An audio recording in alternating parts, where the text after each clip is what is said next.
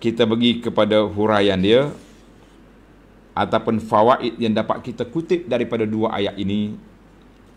Yang pertama, tuan-tuan tulis semula. Yang pertama, faedah yang pertama,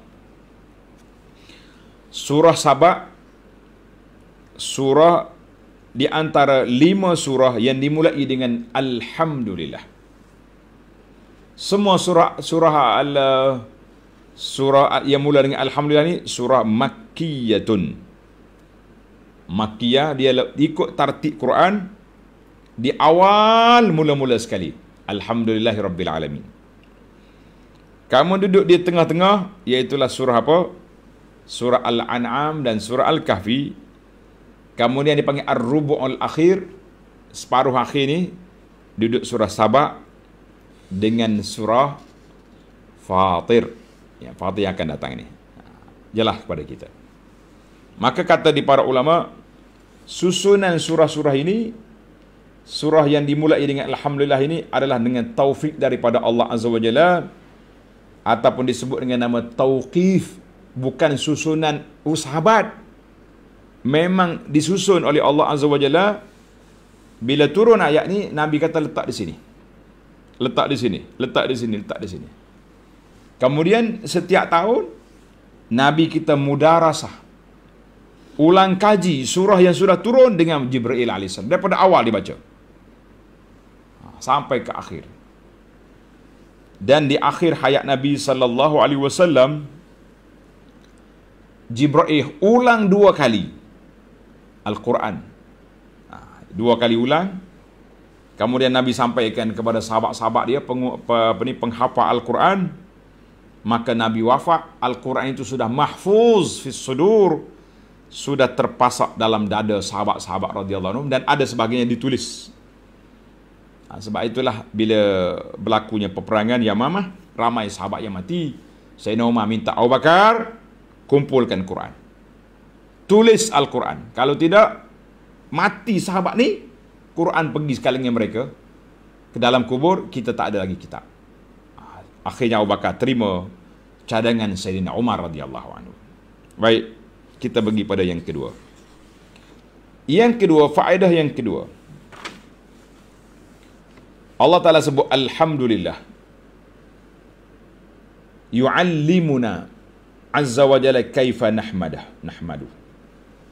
Ayat ini Allah ajar kepada kita bagaimana kita nak puji Allah, bagaimana kita nak memuja Allah azza wa jalla. Wahwa ahlun, dialah ahli yang patut dipuja dan dipuji. Allah Ta'ala tak perlu, kalau kita tak puji dia, tak puja dia pun, dia tak sama je kuasa Allah. Tapi puja dan puji itu kembali kepada kita. Lagi banyak kita puji Allah, lagi dekat kita dengan Allah Azza wa Jalla. Fazkuruni azkurukum. Mu ingat aku ingat kamu. Sayang ke Tuhan, sebut nama Allah Ta'ala sentiasa. Subhanallah, Alhamdulillah, wala ilaha illallah, Allah akbar. Tuhan kata, aku tak berajak mu tak puji, mu tak apa. Tak kata kalau Tuhan tak, kita tak puji Tuhan jadi lemah. La. Yang lemah itu kita. Senang kenapa kita lemah? Sebab tak mampu nak puji Allah. Lemahlah tu. Allah. Yang ketiga, ayat yang sama. Alhamdulillahillazi lahu ma fis samawati wa ma fil ardh. Dalam ayat ini Allah Ta'ala kembarkan di antara kerajaan dan pujian.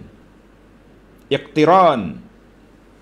Alhamdulillahu ma fis. Maknanya kita puji dan Allah Ta'ala sebut dia juga yang berkuasa. Malik. Itu dia panggil satu sifat Allah Ta'ala tu sempurna, tapi bila dikembar lagilah dia panggil kesempurnaan di atas kesempurnaan. Allahu Akbar. Aku puji Allah. Siapa Allah? Pemilik langit dan bumi. Baru betul puji. Yang kita jangan doa, kita ajarlah manusia ni puji Allah. Kita ajar puja Allah. Jangan tuan-tuan pergi belajar kalau ada orang ajar kita supaya minta berlindung dengan para wali-wali, para penjaga-penjaga kampung. La. Itu bukan ajaran Islam. Jangan main. Ajaran Islam, mantapkan akidah, murnikan kepahaman, barulah kita kita selamat, insya-Allah. Ni duk ajar benda khurafat ni, ajar benda puja-puja kepada makhluk. Duk panggil jin lah, panggil penjaga tu. Kita kalau kita nak tahu sekalipun, kenapa nak panggil? Kita panggil Allah Azza wa Jalla. Kan? Tidak ada kesialan. Anggap benda ni sia tu sia ni, jangan. Itu semua khurafat yang dibawa masuk dalam masyarakat. Yang keempat, qaulu ta'ala walahul hamdu fil akhirah. Allah Ta'ala kata, bagi Allah Ta'ala pujian di akhirat. Qasrul hamdi ala nafsi ta'ala fil akhirah. Di akhirat esok tak ada siapa nak puji dah kecuali Allah sahaja. Limanil mulk lillahil wahidil qahhar. Kerajaan siapa hari ni? Bagi Allah semata-mata. Tak ada dah. Atas dunia ni orang kata kerajaan tu kerajaan ni. Tak ada kerajaan sekarang ni. Sebab Allah Ta'ala mula dengan ayat ni, kamu dia cerita Sabak. Sabak ni kerajaan besar, yang hebat masa tu. Tapi apa boleh buat? Mereka nya lemah. Yang kelima, wa huwal hakimul khabir. Hakim, bijaksana. Khabir, mengetahui segala perkara. Dikembarkan dalam ayat ini dua sifat. Iqtaratat hikmatu bil khibrah. Hikmah, bijak, sana, khibrah, dia punya maklumat, kuasa Allah Azza wa Jalla. Kata ulama, wal hikmatu daiman, bila disebut hikmah, Allah Ta'ala akan kembar dengan kemuliaan dan ilmu. Sebab apa? Sebab orang tak bijak kalau tak ada ilmu. Dia letak tak kena tempat. Wahuna qurinat bil ilmi, dikembarkan khabir itu, hakim itu dengan ilmu. Kita kata Masya Allah, supaya manusia ni yakin bahawa undang-undang peraturan Allah dia buat dengan hikmah dan dengan ilmu. Tak nak percaya tak yakin lagi dengan undang-undang Allah. Tak yakin lagi dengan syariat Allah. Nasib malanglah. Bukan salah kita, salah kamu. Allahu Akbar. Yang keenam, wahwal hakimul khabir. Fa'aqqabal hamda wal mulk bismil hakimil khabir. Allah Ta'ala sebut dia puji, dia penguasa. Kemudian ditutup dengan dua ayat ini yang menunjukkan kamal al-iradah. Sempurnalah kehendak Allah Ta'ala itu. Bila Allah Ta'ala buat, dia buat dengan hikmah. Bila dia buat dengan penuh ilmu dia yang mantap. Jadi kita kena yakinlah bahawa yang zahirnya sama, yang batin pun sama juga. Sebab Allah Ta'ala buat yang zahir, yang batin, yang nampak, yang tak nampak. Semua tu di bawah ilmu, di bawah hikmah, di bawah iradah. Dia panggil, masalah kita sekarang dia panggil keyakinan kita terhadap susun atur yang telah disusun oleh Allah Azza wa Jalla. Jangan cuba-cuba kita nak mencari yang lain. Jangan. Tak ada faedah kita cari lain setelah kita tahu Allah Ta'ala itu cukup mantap, cukup sempurna. Yang ketujuh, wahwal hakim. Allah Ta'ala bijaksana. Isbatu hukmillahi subhanahu wa ta'ala al-kauni wa syar'i. Dia panggil kita menetapkan kebijaksanaan Allah Ta'ala dalam bab pesusun atas dunia ini. Dia panggil kauni. Kauni ini Allah Ta'ala susun alam ini. Langit di atas, bumi di bawah. Dia buat bukit, dia letak air atas bukit. Kita pergi buat air, letak air di bawah. Pasal apa? Pasal orang atas bukit macam nak dapat air. Masya Allah. Sebab itulah air itu mari dari atas. Kalau air mari dari bawah, banjir kita tuan-tuan. Air mari dari atas, tak apa, dia tak diturun. Dia meresak dalam bumi, kemudian dia turun sikit-sikit untuk kita guna. Itu dia panggil kauni. Dan juga syar'i. Syar'i ni maknanya undang-undang Allah Ta'ala yang disyariatkan. Hukum hakam. Jadi kalau tuan-tuan nak mempertikaikan lagi, undang-undang hudud ni tak betul, maka kita rasa otak kita lebih cerdik daripada Tuhan. Jangan main-main. Aku rasa undang-undang hudud ni zalim lah. Berani awak mengaku aku lebih cerdik daripada Tuhan? Kalau tak berani, tunduk pada peraturan Allah. Apa Tuhan haramkan riba? Riba ni menjadi teras ekonomi zaman di akhir zaman. Kenapa haram? Ya salam. Kenapa Allah Ta'ala haramkan rasuah?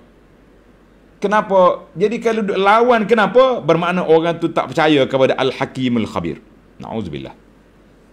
Sebab tu dia kata, hukmillahi al-kauni wa syar'i. Kadang-kadang berasa nak marah orang. Kenapa Tuhan buat banjir sini? Kenapa? Allahu Akbar. Ketika banjir tu dia marah. Lepas banjir dia pergi berkailah kat situ pula kan. Yang ke-8 di ujung ayat ni, wa huwar rahimul ghafur. Hadza ijmalun qusida minhu hasuna ala talabi asbabir rahmah. Allah Ta'ala perkenalkan sifat dia rahim, kasih belas. Ghafur, maha pengampun. Ayat ini menggalakkan kita manusia yang bersalah, yang rasa lemah, yang rasa tak bermakna ini, kamu ada Tuhan yang bersifat dengan rahim, yang pengampun, yang kasihan belas. Jadi janganlah kamu takut, janganlah kamu bimbang. Sebab apa? Sebab Allah Ta'ala itu sifat dia. Allah Ta'ala mempunyai sifat yang baik, sifat yang cukup indah, sebab dia bersifat dengan rahim dan ghafur. Masya Allah. Yang ke-9, ya'lamu ma yaliju fil ardi. Allah Ta'ala tahu semua yang masuk dalam bumi, yang keluar dari bumi. Kata di para ulama, ayat ini tafsil li ba'di ma yuhitu bihi ilmu. Dalam ayat 1, akhir ayat 1, Tuhan kata, aku ni hakim khabir, bijaksana menyusun atur dan mengetahui segala perkara. Itu ringkas, dia panggil ijmal. Kemudian Tuhan nak detailkan apa yang aku tahu, apa yang ada pada ilmu aku. Maka tu ayat yang kedua, ya'lamu ma yaliju wa ya'lamu ma yakhruju, ya'lamu ma yanzilu, ya'lamu ma ya'ruju.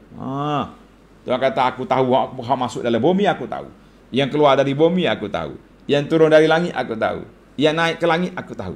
Maka kita panggil ayat ini tafsil, detail setelah ijmal pada ayat yang pertama. Kata di para ulama, dari sudut balaghahnya dia kata apa? Balaghahnya, susun ayat atur tu bila kita mula point dulu, baru bagi huraian. Itu atur. Sebabnya manusia ni, bila ada point, dia panggil tasyawwafat.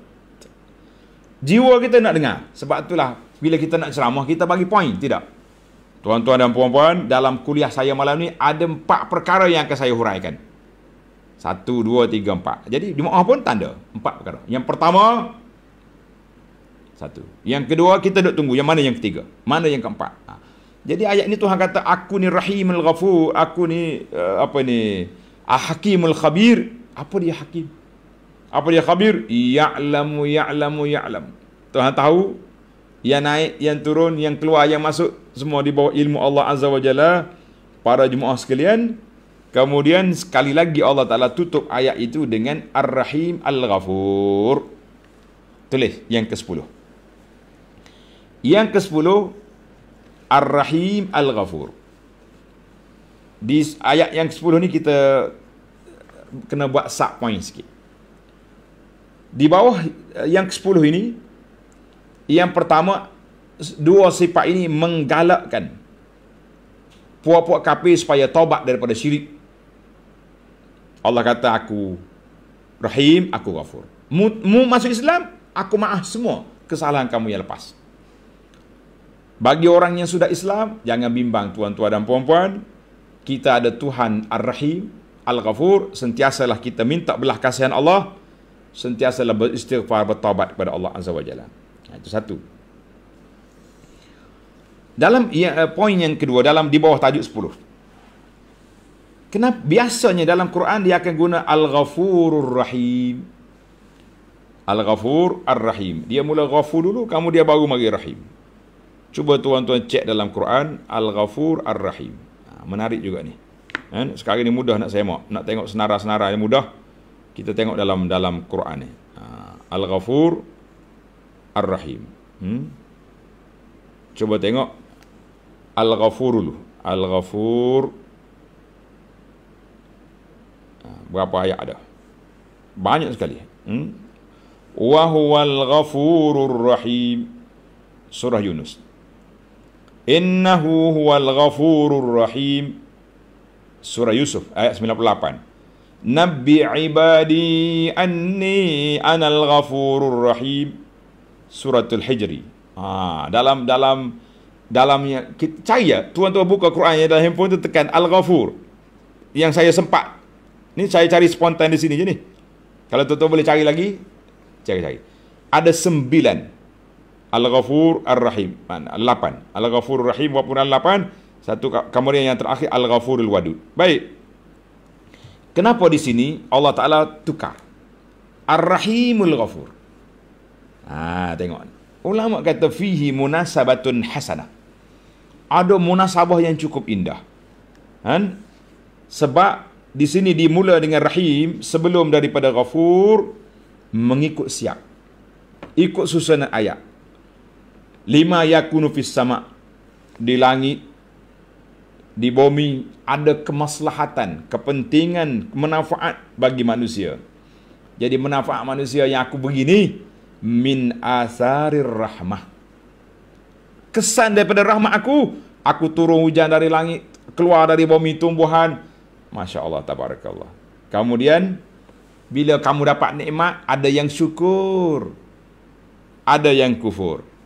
Kalau tersalah, nikmat yang aku beri ni kau salah guna, macam kita dululah, sebelum kita insaf, sebelum masuk kelas tadabbur, sebelum kita balik ke pangkal jalan, kita kata laranya kita, nikmat yang Tuhan beri ni, Masya Allah, lompat sana, lompat sini, terbang sana, terbang sini. Tuhan kata tak apa, mu salah guna nikmat aku. Al-Ghafur, aku bersifat dengan pemaaf. Kembalilah ke jalan Allah, kembalilah ke pangkal jalan, bersimpulah di hadapan Allah. Allah Ghafur, Allah ampunkan dosa kamu. Masya Allah. Poin yang ketiga, ada ulama mengatakan qaddama sifat ar-rahmah. Allah mula ayat ini dengan sifat rahmat, liya'lam, Allah Ta'ala nak beritahu kepada hamba dia, anna rahmatahu sabaqat ghadabah. Rahmat mendahului kemurkaan. Allah mula kita dengan rahmat dulu. Allah mula dengan rahmat dulu, menunjukkan bahawa rahmat tu lebih awal daripada kemurkaan. Jadi di sinilah kita rasa tenang, kita rasa rahmat Allah Ta'ala tu luas. Kenapa kita nak putus harap? Kenapa kita nak putus asa? Kenapa kita nak kecewa? Kita ada Tuhan Ar-Rahim Al-Ghafur. Itu dia panggil munasabah. Susunan ayat ini menarik. Dalam ayat lain Allah Ta'ala Al-Ghafurur Rahim, dari ayat ini Tuhan kata Ar-Rahim Al-Ghafur. Maka sudah semestinya ilmu tadabbur ini dia. Kenapa Allah susun begini? Kita kata Alhamdulillah. Mudah-mudahan Allah Ta'ala buka kepada kita hati yang dada yang cerah, hati yang lapang, dapat memahami Al-Quran, dapat mencintai Al-Quran, cintai sunnah Nabi SAW, jauhkan diri daripada qila wa qala, orang tu kata, orang ni kata. Kita sudah ada Allah kata, Nabi kata sallallahu alaihi wasallam, kenapa mau cari yang lain? Allah Ta'ala, kita yakin Al-Hakim Al-Khabir, Allah yang bijaksana, yang maha mengetahui. Dari sudut susun aturnya, Allah Ta'ala Ar-Rahim Al-Ghafur, Allah Ta'ala yang maha pengasihani dan maha pengampun dari sudut kerja buat kita. Kita akhiri dengan subhanakallahumma bihamdika asyhadu an la ilaha illa anta astaghfiruka wa atubu ilaik. Wa sallallahu ala nabiyyina Muhammad wa ala alihi wa sahbihi ajma'in. Walhamdulillahi rabbil alamin.